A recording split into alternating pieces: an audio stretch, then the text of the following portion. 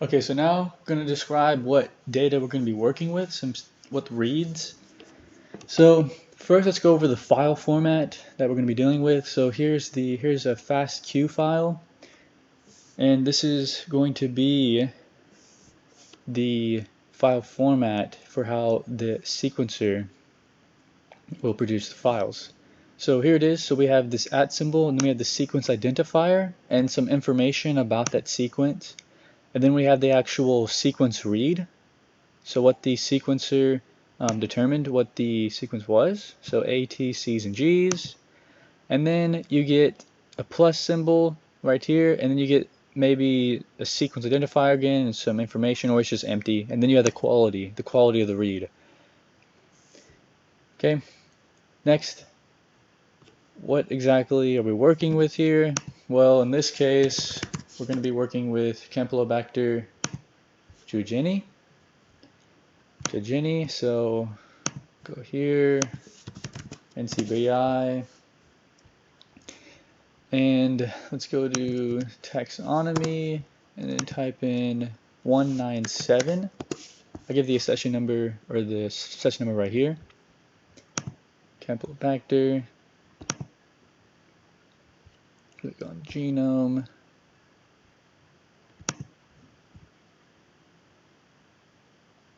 So this is the organism that we're going to be working with, some sequence reads, and you can actually look at the sequence data, the sequencer data here. We're going to be looking at Illumina platform. So we can go copy and paste this SRA session number, and then here's the read. So platform was Illumina me-seq, genomic, selection was random, we have a pair, so they're going to be forward reads and reverse reads, whole genome sequencing, so, and then you can get the runs from right here, and then you can download them. You can download the reads right here, but you need the SRA toolkit. But in Blackboard, you should already have access to the sequences. So temp. So in my case, I downloaded them and saved it right here. You should have two sequences, the forward reads and reverse reads. So you don't need to worry about getting the data yourself. You should, in Blackboard, you should already have them accessible to you. You can just download them and then put them into a file where you want to do the actual assembly process at. So in this case, I have them on my desktop in a temporary folder for the tutorials we're making, so I just place them right here. You can place them anywhere you want. Just know where they're at and know how to get to them through Bash, which I'm going to show you, or I'm going to show you how I do it on my computer. Okay, so in this case, because my computer is a Windows, I'm going to just open up the Windows PowerShell. If you don't have yours, I just have mine on the desktop, so easily accessible, but you can go to PowerShell. PowerShell, here it is. Open up one of these. Right here, PowerShell. You can open it up. For Mac users, you can open it up anywhere and just go to home. Just CD to home, list, and then you can go to your projects directory that we already made. And then you can put your files in there. Choose directory, and I already create one here. And you should be, you can start from here. Just grab those files, grab the files you downloaded them, and put them in and make a directory called genome assembly. Place them in here, and I do that for you right here. Projects, because in the Mac, it already has Bash installed, Windows. It's a little bit different, but I'm not going to be. Once you get to this folder, it's going to be the same, but I'm going to be using it through the Windows side. I'm going to work in this section, so I'm going to open Bash through the Windows PowerShell. But Mac users, you can just start off in your home directory and then change into your projects directory. But I'm going to type in Windows users, type in Windows PowerShell, open it up, type in Bash, press enter, and it's going to open that up. And then I'm going to type conda environment list, and then I'm going to type in conda activate genome assembly BOMDA. Type in enter, clear, and then I'm going to change directories into this temporary folder. This temporary folder has another folder called genome assembly, and it has those reads that I downloaded that y'all should have access to as well. So I'm going to change directories there.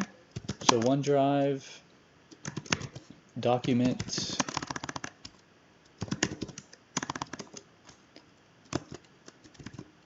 oh actually desktop, temp, I can list directories, change directory, genome assembly, list. Good, so right here is where my folder is going to be at. This is where I'm going to get my data from, right here. And actually, I can move them to make things a little bit easier. I can make a little side. I can call this, I can make a directory, project. See projects right there, and then we can just move.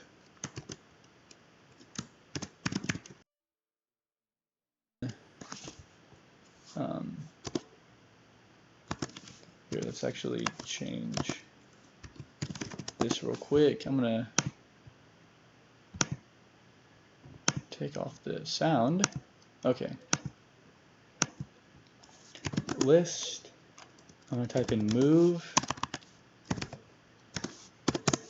I'm going to this into projects. Right, list, so that one's gone, and then I'm going to type move G2 into projects, lists gone, so change directory, projects, and we have our two files there. So now we have a separate folder holding our two sequence reads, paired reads forward and reverse. Now we're going to look at the quality of the sequence reads using FASTQ. Okay, so FASTQ is going to create some HTML output, and we can look at the HTML file, and it can give us an overview of what the quality is going to look like. So here we can just copy and paste this command that I have here for y'all. So paste this, press enter, and then it's going to start the analysis of the forward read and the reverse read. Afterwards, we can look at the HTML output. So what I'm going to do here is I'm going to get ready to just open up the file that I have the sequences already placed in. So remember, I created a projects file here, so this is where the file is going to be created. The output, so we can look at FASTQ HTML. Here we have the total sequences, about 400,000. And then we have the sequence length, so we have about some sequence reads that are 35, and we have some sequence reads that are 251, and then we have GC content 33%. All these look pretty good, green. So here's the base, per base sequence quality. So it takes each sequence, looks at the first position of all 400,000, and it's going to create a box plot. So it's going to give the box plot. So box plot, you have these tails, these whiskers at the end. So there's the 10th percentile, 90th percentile, and then we have these green boxes, which is going to be in between the 70th percentile and the 25th percentile, where most of the data lies, and the red line is going to be the median. And then the y-axis is this quality score, and the x-axis is the position. We have these green, so the green is indicating that's high quality. So most of the reads, most of the positions have high quality, and you see some dip off towards the end. And then we have some of the warnings right here: per base sequence content, and we have sequence length distribution. So here we have some sequences that are about, like it said, like 33, very little, around 33, all the way up to 250, and then there's a lot that are a little bit above 250. So we can probably trim this and try to get it to where it's only going to be 250. So from here we can also look at the reverse reads too if we want. Reverse reads, same amount of sequences, 35, 251, so pretty much the same basic statistics, but the base sequence quality score, or the per base quality score, different, as you can see as we get to the end of the sequences, the quality kind of dips off a bit towards the end, so we can trim some of these off, trim anything that maybe it's like below a certain threshold, below a certain quality score. We can just remove those nucleotides or remove the sequence itself. So we can get out of here now, and then we can move on to the actual quality trimming and filtering of sequence reads. So right now, if you calculate the coverage, you get around 268 coverage. You can read here about the coverage, but basically trying to figure out if you have a good amount of data to work with to actually do the assembly, and you usually want to work around 50x to 100x, so we're definitely good to go. So we can start filtering the data, and then we can calculate the coverage there to see if we're still in a good range. So let's use Trim-O-Matic to actually filter the data for us. So here you can just copy and paste this command, and what it's going to do is going to, from the leading end of the sequence, it's going to cut off any of the nucleotides that are below a 10 quality score, and trailing it's going to do the same thing at the end. Anything that has a quality score below 10, it's going to cut it off. And then sliding window, it's going to look at, starting at the 5' end, it's going to look at 5 sequences at a time, and it's going to cut off any sequences that are below an average quality score of 20, and then we're going to remove any sequences themselves if they're any less than 250. So we're going to copy and paste this. Okay, copy and paste, and it should be reading the data now, or it should be doing the analysis, the trimming. And then once it's done trimming, we can create a FASTQ file and see what we got. Okay, so now we can actually look at our filtered data now. So we'll type in ls, and then we have our results. We created 2 files, unpaired and paired, and we're going to create 4 files, but we're going to look at the paired results, or the filtered results. So to do that, the files that we created, we can just type in FASTQC and C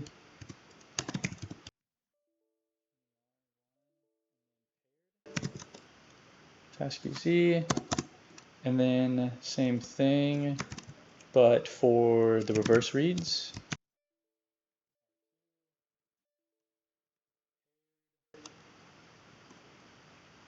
See if this works for us.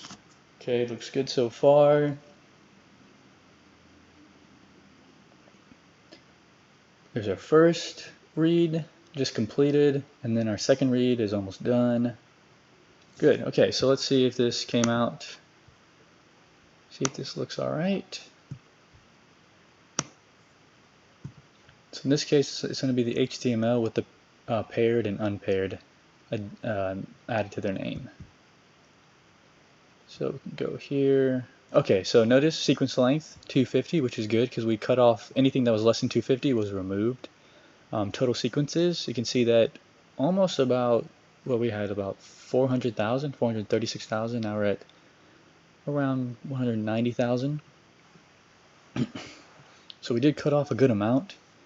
32, so we can look at the, sequence length distribution. Looking at this, we're almost at a triangle, almost at a like a pyramid here.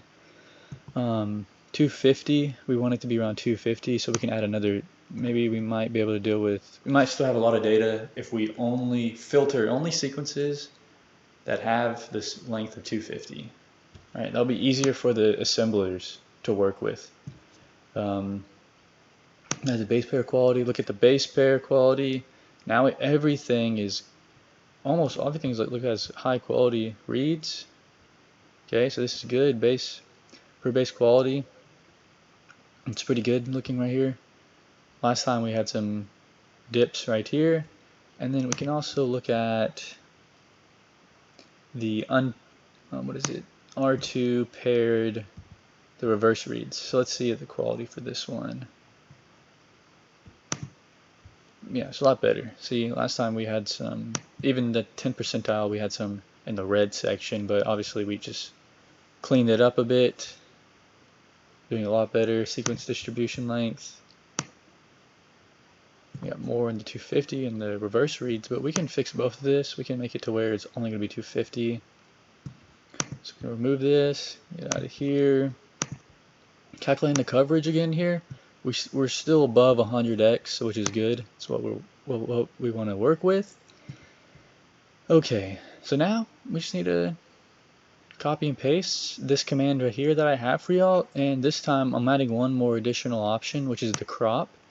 This time it's just gonna cut the sequence length at 250, and then we'll remove any sequences that are below 250. So basically we're only gonna have sequences that are a length of 250. Copy, and let's see if this works for us. Yes, it is. Then once this is running, once it's done running, we can actually figure out, we can look at it again with FASTQ and see what we have. Using FASTQ and this results here, you can already see the results that we do get a perfect triangle, and we get 250 here. Perfect triangle, every single sequence is 250. But let's just look at it ourselves. So we get 41% surviving.